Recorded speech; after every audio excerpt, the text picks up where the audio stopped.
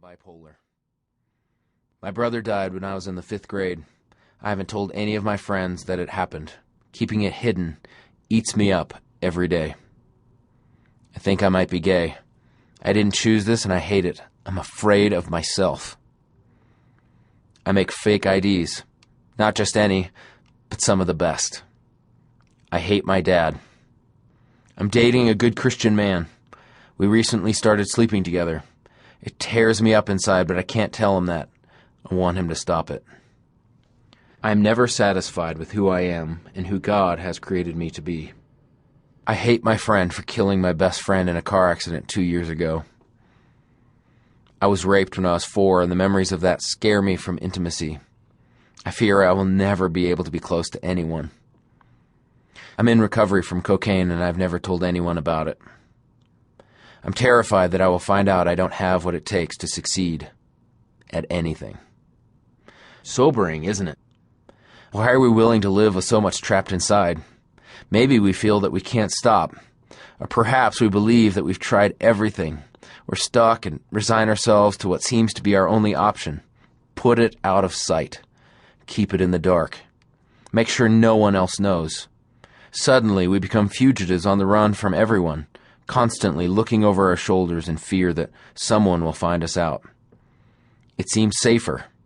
Cover up the unmentionables, and no one gets hurt, right? Whatever our reasons for keeping secrets, the fallout is always greater than we think. Secrets actually have the power to hurt everyone you know and love. Things are not always as they seem. I've spent the majority of my adult life in 2 churches. The pastors of both of these churches were later found to have led double lives.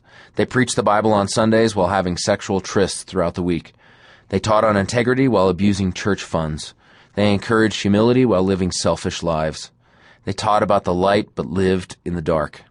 The shadows were familiar territory to them, and what happened in the shadows created monsters, and their monster secrets led to betrayal, disbelief, and truckloads of pain. Spouses, church members, employees, community leaders, colleagues, and friends. The breadth of those impacted by the carnage was huge. Nothing was left unaffected, and everything changed. And it all started with a secret. My wife Jossie grew up in the perfect home. Her dad is a doctor who was highly respected by his colleagues and the community. She has fond memories of going to his office, playing on the hospital beds, and wearing his stethoscope. Her mom is loving and caring and was the quintessential hostess and adoring wife. Friends and classmates regularly enjoyed her home's warmth and stable environment. The family vacationed frequently, and there was rarely a difficulty in the house. Jossie had all her needs met and most of her wants. But one day she came home from high school to find her mom sitting red-faced and teary-eyed across the table from her dad, who looked cold and agitated. Something was terribly wrong. When her dad said, "I am leaving," her life and family changed forever. A mountain of questions and pain arose in the heart of a girl who had admired and looked up to her dad. How could the perfect family fall apart? Why did this happen? The next several months uncovered a life of secrets. Things were not as they had seemed. Secrets destroyed my wife's most valuable possession, her family. Trust was shattered and would take decades to rebuild. Rachel was abused as a child. As a result of being violated so young, she decided she would never let anything like that happen again. She would always be in control.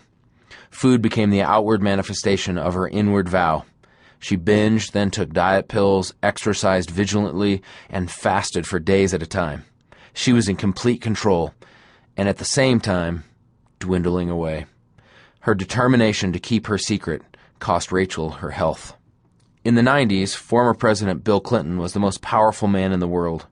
Despite his status as the leader of the free world, which enabled him to make things happen on a global scale with the touch of a button, he still found that he couldn't keep his secrets behind closed doors. Though he attempted to pack the details of his secret life back in the closet, it only made things worse. As a result, his legacy is remembered by the words, "I did not have sexual relations with that woman." The secret he tried to keep turned into an international fiasco, costing taxpayers money, his wife her dignity, the office its respect, and a young woman her name. Though power might buy time,